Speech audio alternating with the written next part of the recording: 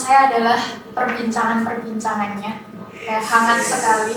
Apalagi tiap ke Kebun Makna pasti disambut sama Mas Reki dengan maksudnya sama Mas Reki. Ya, maksudnya untuk semua orang. hangat sekali gitu Kebun Makna itu. Juga buku-bukunya, terus yang paling berkesan menurut saya adalah karya-karya seni rupa yang dipajang di Kebun Makna itu juga menjadi kesan tersendiri. Jadi Kebun Makna tuh lengkap, ada kehangatan di situ, ada literasinya, ada diskusinya, ada seni rupanya, juga ada sastranya, dan bahkan ada seni pertunjukannya juga ya Mas Redi ya. Nah semoga hal-hal seperti ini tetap lestari di Kebun Makna. Itu sangat berkesan sekali.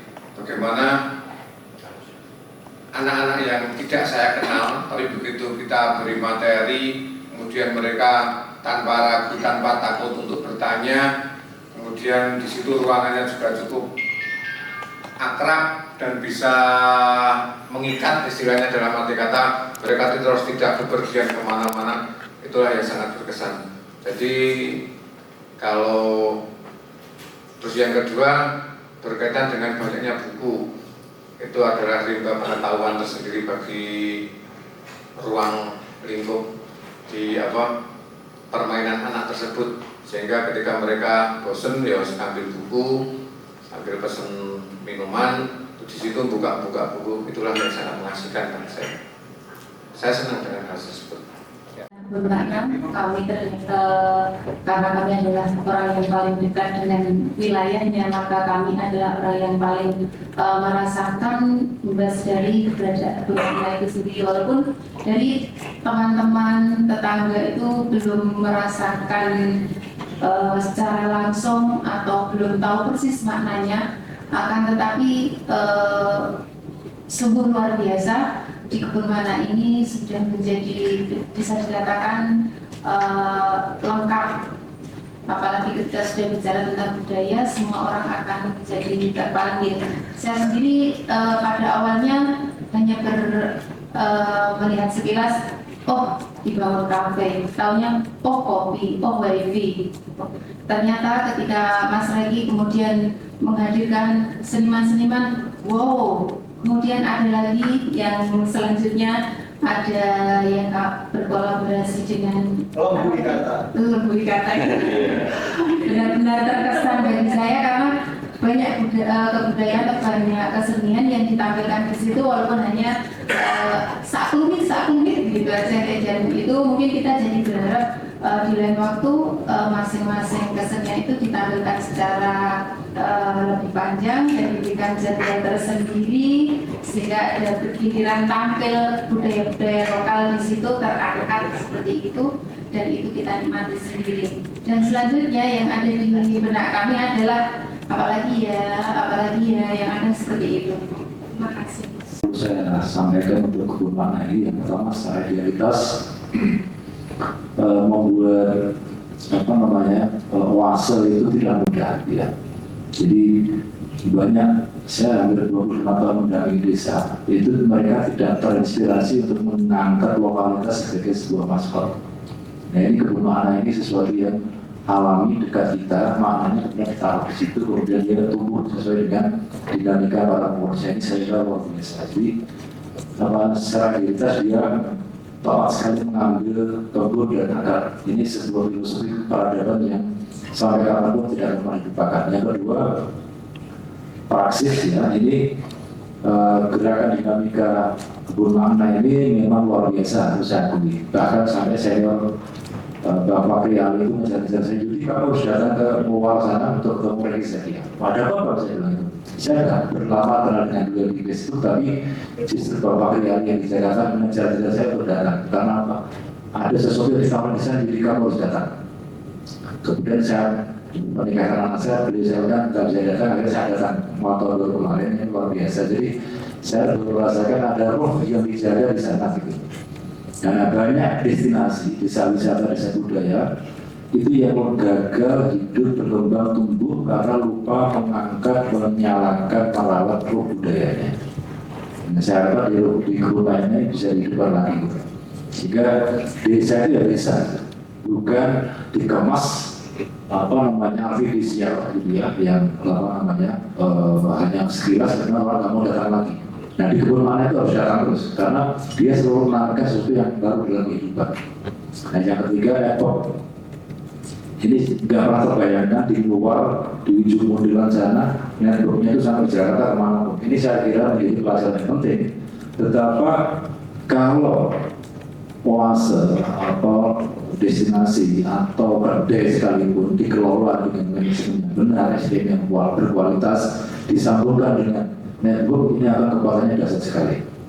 Dan saya kira dengan keterlibatan dan Indonesia ini akan semakin mengangkat, cuma memang harus pegang dulu karakternya. Jangan sampai kita terlalu ekspansinya berlebihan, lupa menjaga roh budaya. Saya kira itu yang saya kira penting dan tidak banyak saya temukan di tempat saya mendampingi desa-desa wisata itu karena ada beberapa, ada Mas Kod dan sebagainya. Kita semua saya kira 2025 kita sambut dengan cepat sampai 5 yang ada. Saya kira begitu. Belum banyak berkontribusi secara langsung di kebun mana. Hanya kemarin itu terlibat secara langsung itu pas malam tahun baru untuk membacakan puisi, sebuah puisi gitu. Jadi kalau untuk saya pribadi memang jujur belum banyak apa yang bisa saya dapatkan dan apa yang bisa saya kontribusikan gitu. Cuman saya melihat juga di banyak story-nya Mas Reki dan update-update-nya di kebun makna memang yang paling memorable itu adalah memang untuk liburan itu karena liburan anak itu karena jarang yang ada program seperti itu. Namun catatannya di sini saya melihat kalau tempat di kebun makna itu menurut saya lingkungan atau bangunannya itu belum ramah untuk anak. Kalau saya melihat dan belum ramah untuk saya yang misalnya kesana pengen berleha-leha membaca buku itu hanya sedikit tempat yang bisa untuk bersandar atau jadi kayak pegel gitu. Rasanya kalau lama-lama duduknya itu gitu. Kebun makna masih pada kitohnya yaitu tempat berkumpulnya manusia. Bagaimana teman-teman berkumpul di sini saling bergesekan seperti padi akan menjadi beras itu bukan alatnya yang menjadikan beras, tapi gesekan-gesekan padi itu menjadi sebuah beras yang bisa kita nikmati. Itu sebuah kitos sebagai komunitas ya seperti itu, tetap selalu berhubungan, selalu berkumpul dan itu pasti akan menimbulkan masalah-masalah baru dan ilmu-ilmu baru. Itu ya bagi saya yang tetap bermakna. Dari awal di kebun makna, jadi salah satu momen paling krusial ketika kerja bakti masyarakat. Disitulah keyakinan tonggak budaya dari kan sadar akan bangkit gitu. Ketika itu banyak wong loro masuk angin karena kerja bakti di kebun makna untuk berbana. Dan setelah dan sakralan ini ya. Dan akhirnya saya perjalanan itu sampai hari ini bahwa ternyata kerja-kerja itu nyata dan kita sudah mencapai ini dan bagi saya tadi semuanya berkesan mas. Tidak hanya ada satu dua momen, tapi semua momen itu saya bersaksi bahwa kebun makna itu menjadi kotakan budaya yang berbeda yang selama ini karena sendirian hanya bergerak di agama tok. Jadi kegiatan-kegiatan yang berbau agama itu yang paling topikal ternyata kita bisa memberi warna yang berbeda di dusun kita yang nantinya semoga menjadi cita-cita mas lagi bahwa negara harus belajar dari desa, semoga desa kita yang dari negara. Saya Ahmad dari Yayasan Iglibari. Jadi tentang akar mana karena kebetulan saya domisilinya itu tidak jauh dari area kebun makna. Jadi satu yang berkesan adalah di sini saya berpikir cukup positif sekali tentang akar makna. Itu kenapa? Karena saya punya anak yang kemudian berharap nanti cita-cita saya, cita-cita semua anak negeri Indonesia itu bisa berawal dari pintu kecil, tapi yang sudah mempunyai akar yang meluas, yang kemudian nanti di situ menjadi oase, terus kemudian menjadi maskot yang tidak hanya sifatnya lokalitas, tapi akan menjadi booming di semua wilayah.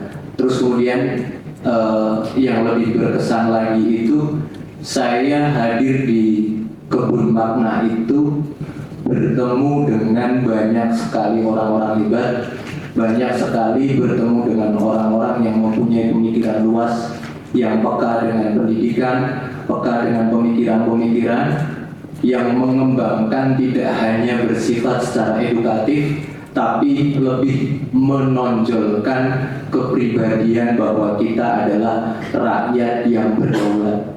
Jadi dari situ saya cukup, bahkan sampai haru ketika saya datang pertama kali melihat buku yang tertumpuk rapi, tapi tidak hanya cuma ditonton dan berdebu, tapi di situ saya melihat banyak aktivitas, terutama generasi-generasi penerus di situ yang mau menancapkan bendera merah putih untuk tetap berkibar dengan pendidikan. Jadi saya kira Kebun Makna luar biasa bagi saya, dan saya berterima kasih karena anak saya sudah merasakan impact daripada adanya Kebun Makna. Terima kasih.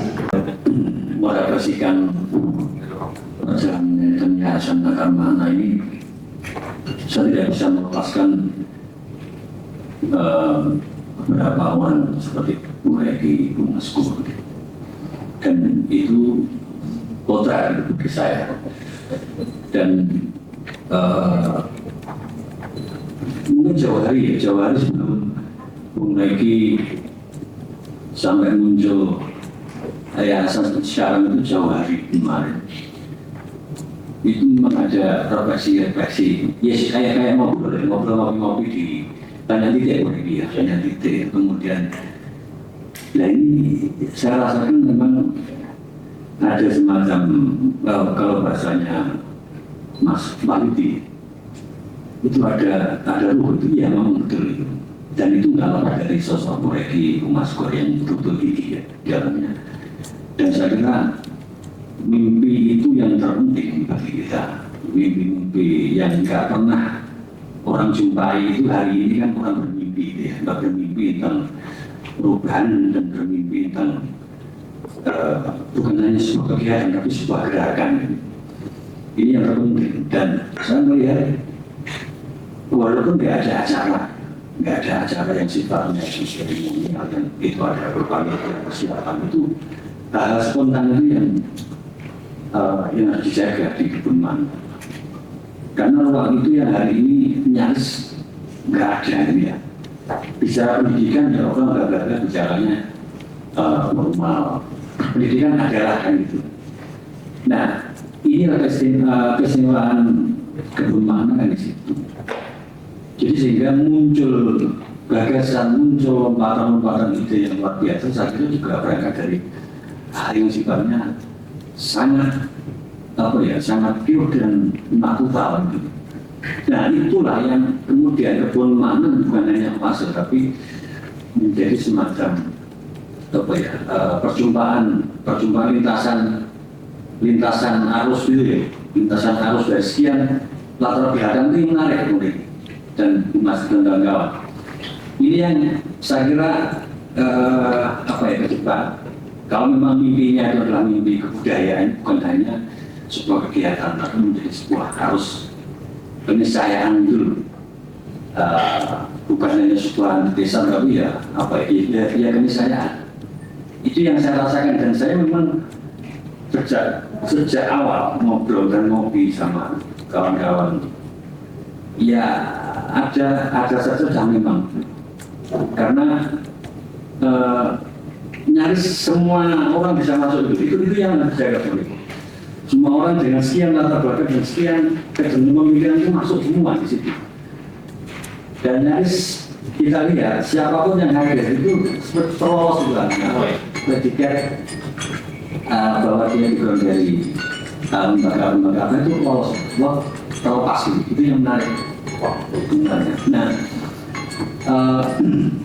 tadi 1 menit lagi. Ya, bicara lintasan kebudayaan tadi itu menjadi perlu kita garisbawahi.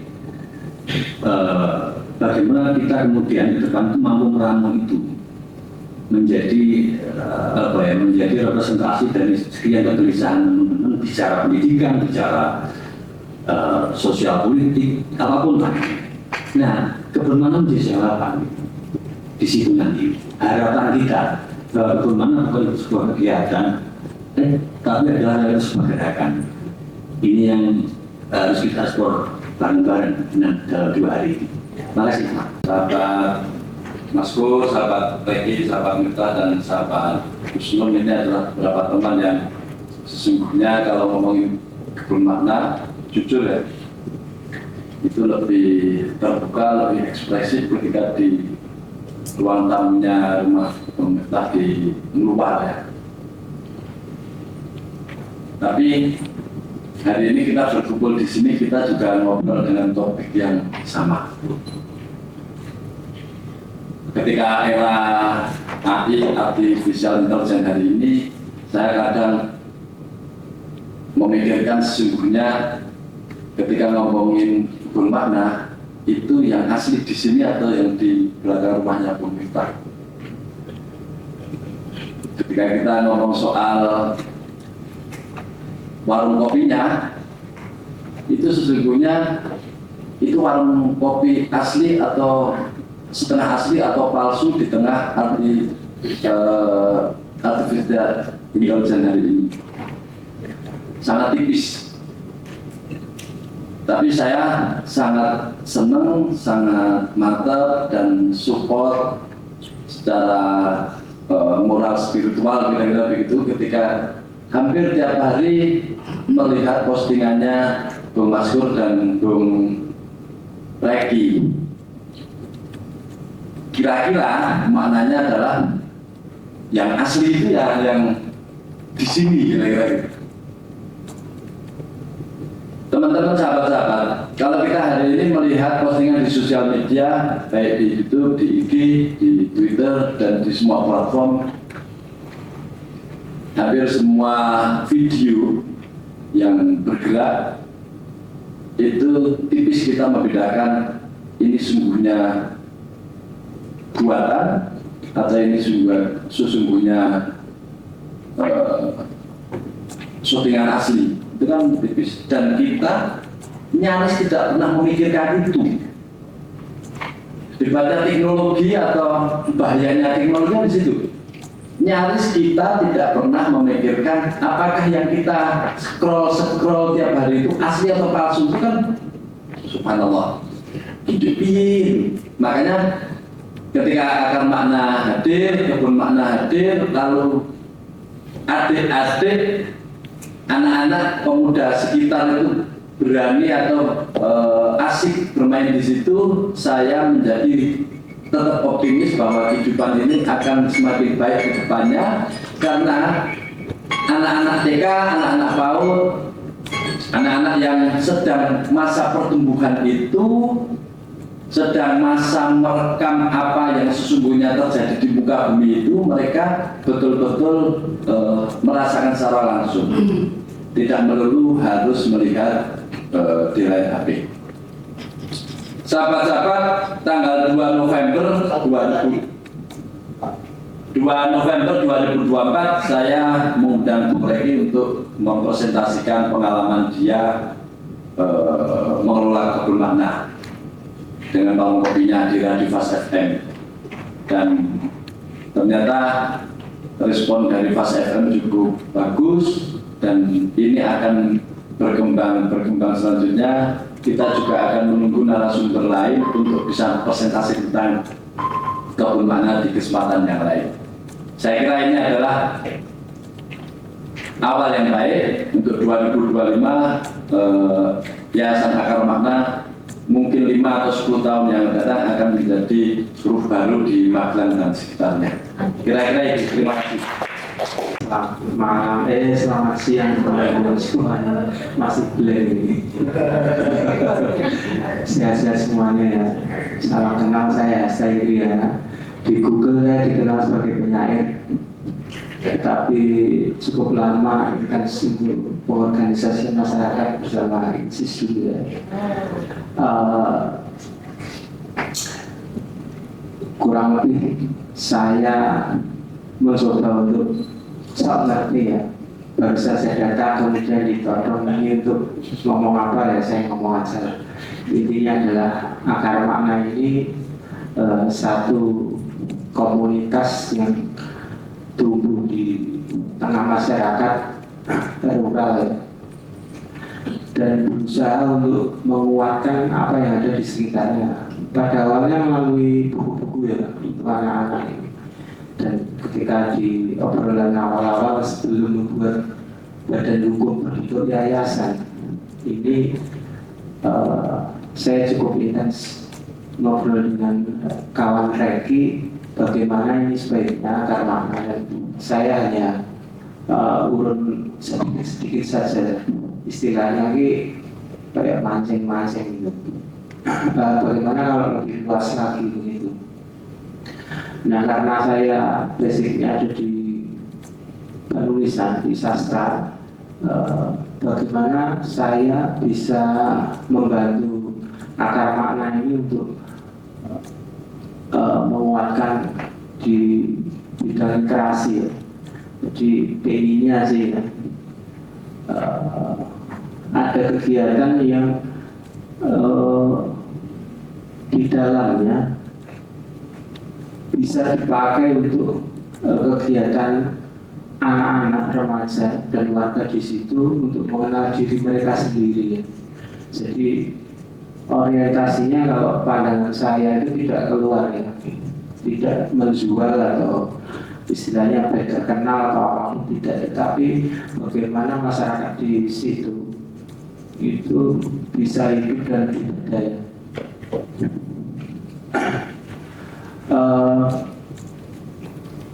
Ya alon-alon ini selama ini memang sudah berjalan ya. Bayangan saya adalah kalau ini berkaitan dengan program ini saya tidak tahu ya dari pagi sampai siang ini apakah sudah membahas program apa belum? Oh, belum ya. Oke. Nah, ya intinya adalah bagaimana warga di sekitar itu lebih menguatkan potensinya, mengenal dirinya, dan bagaimana membangun masyarakat di sekitar ini keluar dan Magelang lebih luas lagi untuk lebih hidup dan kuat begitulah. Nah, kalau cerita tentang contoh-contoh yang membuat kami ini berpikir lebih dalam lagi, kreatif dan seterusnya itu ada banyak hal ya. Nah, tapi nanti barangkali bisa didiskusikan tidak di sini, tapi sambil ngopi, sambil duduk kalau tidak ya nanti campur saya. Itu intinya adalah saya ingin menemani lah karena aku kuningnya orang jadi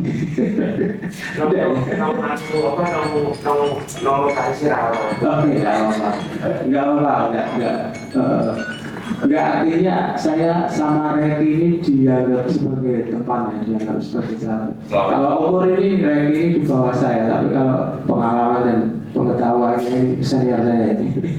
Oke, begitu ya. Jadi saya kembalikan waktunya. Tempat Bung Reki Kebun Makna, dan selalu ada, menurut saya selalu ada hal-hal baru yang menarik di sana yang bisa saya gali, saya pelajari, dan itu menurut saya juga modal ke depan akar makna untuk terus melaju. Itu aja dari saya. Baik, terima kasih atas waktunya. Selama kegiatan di Kebun Makna itu yang paling berkesan, terutama saya sendiri adalah dari unsur pemudaan sendiri itu. Yang pertama untuk adik-adik saya itu memiliki kegiatan yang positif. Setiap hari libur itu kadang ke rumah teman itu hanya main game. Ya sebenarnya ada lebih banyak, tapi di Kebun Makna itu mengenalkan lagi permainan-permainan dulu yang pernah dirasakan oleh kita. Terus yang kedua untuk bagian di kepemudaan, saya yang paling ingat itu yang mengenai moderasi beragama. Nah, di moderasi beragama itu kita dikenalkan beberapa unsur kematian yang perlu, seperti misalnya yang mendampingi artis itu apa namanya, terus diberikan tanggung jawab yang itu di desa itu, di dusun itu belum ada gitu. Jadi ada pengetahuan yang perlu. Kemudian juga waktu itu antusiasme masyarakat Karangsari sendiri dari kebunannya itu mengenalkan budaya baru seperti barongsai. Itu sebenarnya kalau di Karangsari sendiri itu masih susah untuk mengakses seperti itu. Kalau ya dia di YouTube ya di Mundilan, tapi bisa langsung ke dusun gitu. Seperti itu. Terima kasih. Kenalkan, saya Miftah dari Desa Salam, Desa Sirah. Dari Desa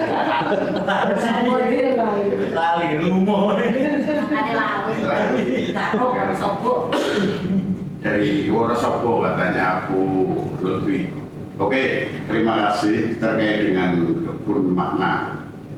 Pertama, aku yang paling dasar adalah dari proses awal sampai hari ini yang saya lihat kebun makna merupakan ruang publik dengan spirit awalnya Bung Reki sama Bung Maskur bicara tentang budaya.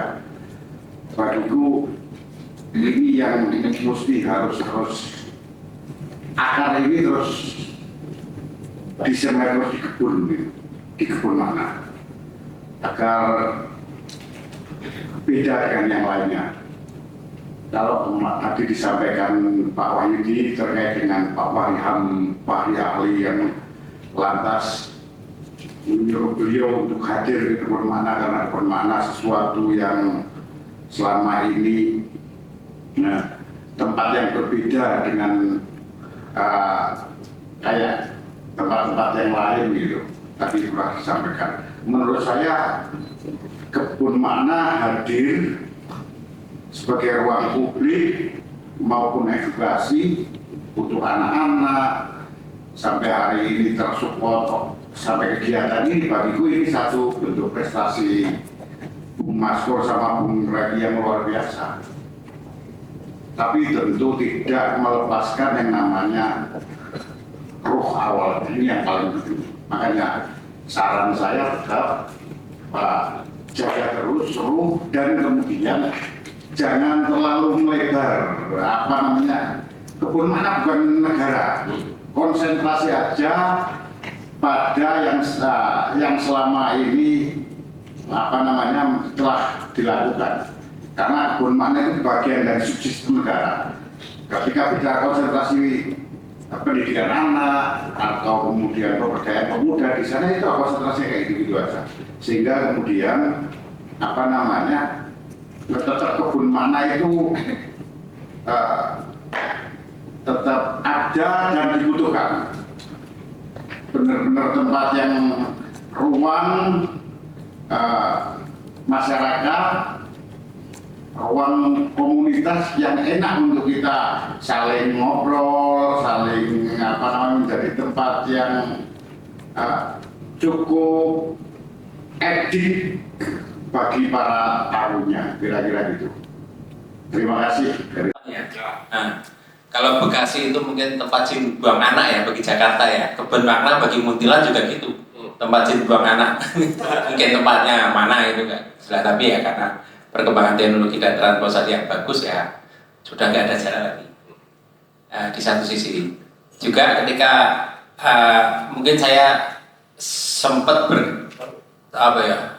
lama ketemu Mas Reki, kemudian dia bercerita akan bikin ini kebun makna, berkali-kali ketemu bercerita bagaimana perkembangannya, bagaimana berapa 1 tahun lebih itu membangun bahkan dengan sendiri, istilahnya dia ikut terlibat dalam pembangunan sehingga mestinya sangat menjiwai. Nah saya jadi ingat mungkin Mas Reki ini nyelip kami Telata Bocah sing gampangane dulu Mas Reki dolan ke kami. Kenapa nyelip? Saya ingat Telata Bocah itu berdiri ketika sama harinya dengan ulang tahunnya Padukaan Seni Cipta Budaya. Tahun itu 2004, 7 Maret, hari Minggu kami pertemuan pertama di di mana hari itu juga hari ulang tahun Pak Sri Cipto Budoyo di Tutup Ngisor, di mana mereka beli tahun berapa ya? 1937. Jadi sungguh bagi kita senior. Nah, kami mendirikan 2004 7 Maret hari Minggu, di mana di Tutup Ngisor juga pas ada ulang tahun Padepokan. Nah, ketika Kebun Makna berdiri pun sama harinya. Hari itu juga pas ada suram di Tutup Ngisor, hujan deras. Saya mau ke sana nggak bisa datang, yang datang Anto aja hujan-hujan dari Sambak itu. Jadi kupikir sama harinya ketika hitungan Jawa. Saya udah ada Pak Cipto Budoyo itu katakan 15 suro, Rata Bocah di 15 suro, Kebun Makna juga 15 suro. Cuman permasalahannya nyelipnya itu tiba-tiba cering itu dana Indonesia anak. Cipto Budoyo sudah punya dapat ya sang senior, kemudian lompat ke bungsu, mungkin bungsu ya, semoga ya bungsu, melompat yang ketiga, yang tengah malam dilewati. Makanya tugas Mas Tur gawe proposal untuk kami. Baik, terima kasih. Sebenarnya di antara banyak hal-hal yang menyenangkan, menggetarkan, menggairahkan, artinya gaya hidup itu terus tumbuh di sana, kemudian ruang kreativitas di antara semuanya itu bagi saya momen paling berkesan hingga saat ini adalah ketika Pak Dadi secara sengaja menghindari tugas, lalu menyerahkan kepada saya ketika ada kunjungan destinasi literasi dari anak-anak SD sekitar MI, yaitu jumlahnya 100 lebih. Itu anak-anak dari kelas 1 sampai kelas 6, anak-anak MI Madrasah Ibtidaiyah. Pak Dadi memberikan tugas acuan tugas yang sederhana, yaitu kemudian yang satu kelas 1 ke kelas 3 itu ditugasi menggambar cover bukunya tanpa harus mirip, mungkin yang satu kemudian resensi kecil sinopsis buku di baliknya.